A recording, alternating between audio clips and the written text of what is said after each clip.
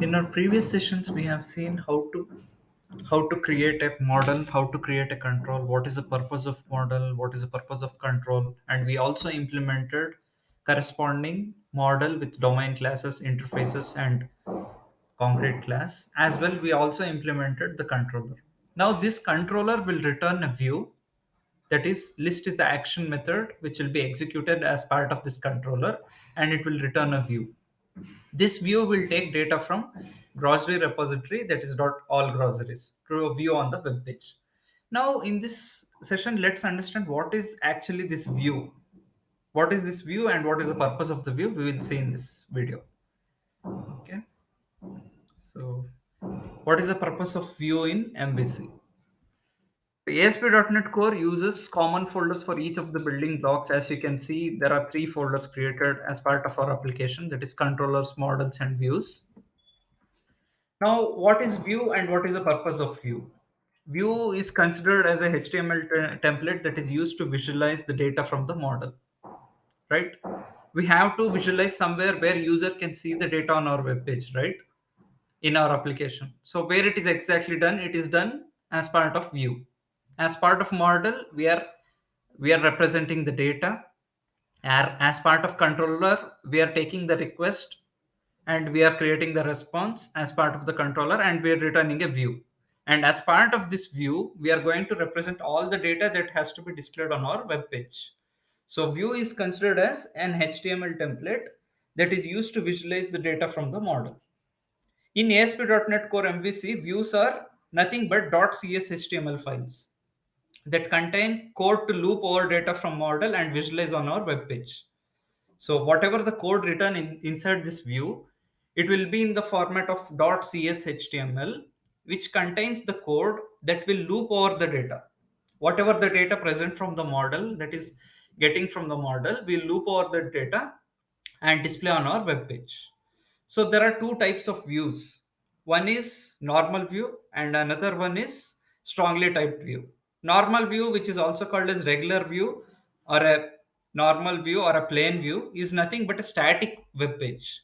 But what about strongly typed views? Strongly typed views are the views which are like dynamic in nature. Let's see what is the difference between both in the upcoming videos. Okay. For now, let's see what is the syntax of the .cs file which we are going to create as part of this view. Razor is the syntax which we are using for it to create razor views that allow us to include C# code in the web pages which we are going to create. Right. So we are going to create razor views as part of it. Now let's see how we can match the controller and its view. Okay. So for each controller that we have in controllers folder, a corresponding subfolder will be created and placed all the CS files in that subfolder. Here you can see, as part of our application, grocery store is a project, and inside this project we have controllers folder. For this, inside this controllers folder, we have grocery controller.cs, right? Corresponding to this grocery controller, we have to create a subfolder inside views with the name grocery. Okay. This grocery controller matches with the folder inside the view, and inside this subfolder we have to place all our CSHTML content. This is the convention which we are going to use as part of ASP.NET Core MVC, right? So for each controller that we have inside this controllers folder, a corresponding subfolder has to be created like this. And we have to place all the CSHTML files as part inside this subfolder. Right. So how will controller know which view need to get and which has to be rendered on our web page?